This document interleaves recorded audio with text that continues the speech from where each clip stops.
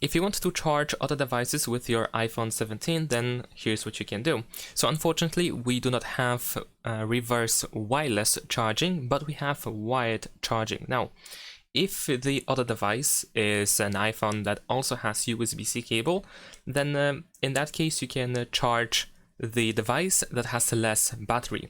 So for example, if you have iPhone 17 and you have more battery than the other iPhone, then once you use the USB-C cable and connect both devices together, then the iPhone with less battery will be charged, not the other way around. So if you want to charge your iPhone 17 by using another device, then of course you want to use another device that has more battery. I mean, in this case, iPhone that has more battery. However, it seems that in the case of older iPhones where we have a lightning cable or lightning port, you cannot really charge your iPhone 17. You still can charge the other device with your iPhone 17.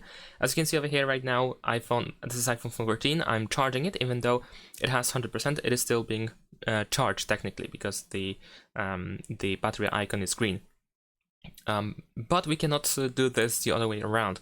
So perhaps there is some sort of limitation, or just because maybe iPhone 14 doesn't have that option to charge other devices. Nevertheless, I think this is how it is in this specific case, and I assume this is also the case with older iPhones as well. And in case of other devices, let me actually try to use the USB-C cable to show you how it works. So in case you want to charge an Android, then you just have to use the USB-C cable and connect both devices together, and then you should be able to charge the other device.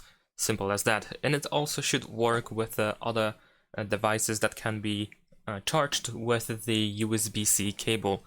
And like I said, there is wired reverse charging, so we can charge other devices with the USB cable.